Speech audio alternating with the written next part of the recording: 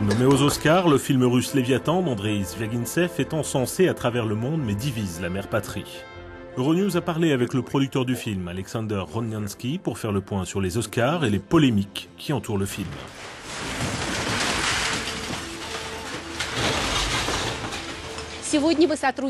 Bonjour Alexander Rodniansky. Léviathan d'Andrei Zvyagintsev est le deuxième film que vous produisez avec lui et il est nommé aux Oscars dans la catégorie meilleur film étranger. Mais les Russes sont divisés. Certains voient ce film comme un chef-d'œuvre cinématographique, mais certains considèrent qu'il s'agit d'une critique de la Russie, que le film est russophobe et qu'il s'agit d'une parodie des valeurs morales russes d'aujourd'hui. Qu'est-ce que vous répondez à tout ça ? Что вы ответите своим оппонентам, Александр Роднянский? Je pense que tout ça n'a rien à voir avec le film en lui-même et ses qualités artistiques.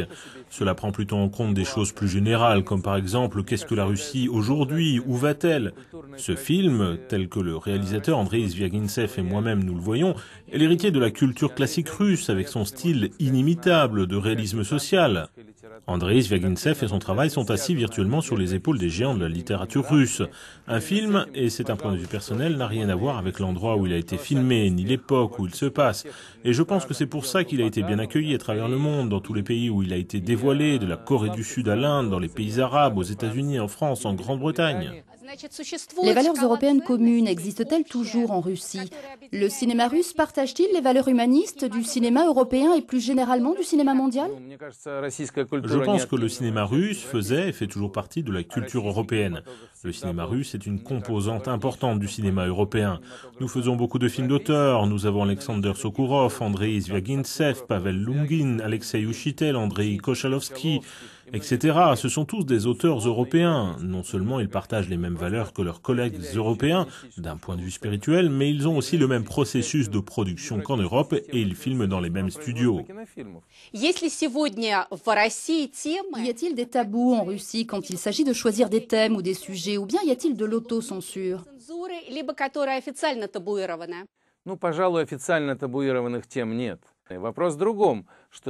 Non, je ne pense pas qu'il y ait de tabou en Russie, mais il existe une forme d'autocensure et il y a une explication à ce phénomène. Le cinéma devient de plus en plus commercial, l'art du cinéma commence à disparaître, il s'essouffle notamment pour les grandes salles qui sont maintenant dominées par les films à gros budget. Tout ce qui concerne le genre purement artistique a tendance à disparaître. Donc je pense que cette autocensure est due au désir des réalisateurs de faire des films qui ne seront pas vus seulement par une fraction du public, mais par tout le public. Je dirais que les temps vont être de plus en plus difficiles pour le cinéma d'auteur et le seul moyen de le sauver, c'est peut-être de se tourner vers le web. Certains disent que Léviathan a été rendu disponible immédiatement sur Internet, mais sans votre permission. Est-ce vrai? Franchement, le moins que l'on puisse dire, c'est que nos capacités en ce domaine sont grandement exagérées, je dirais. Si Léviathan décroche l'Oscar, comment le prendrez-vous? Comme le sommet de votre carrière ou comme un point de départ? En mettant de côté la reconnaissance professionnelle de nos pairs, ce qui est toujours agréable et flatteur, cela donne surtout une vraie vie au film, cela fait des vagues et attire l'attention de ceux pour qui nous l'avons fait, les férus de cinéma. C'est avant tout pour eux et plus spécialement ceux qui vivent en Russie. Merci beaucoup et bonne chance.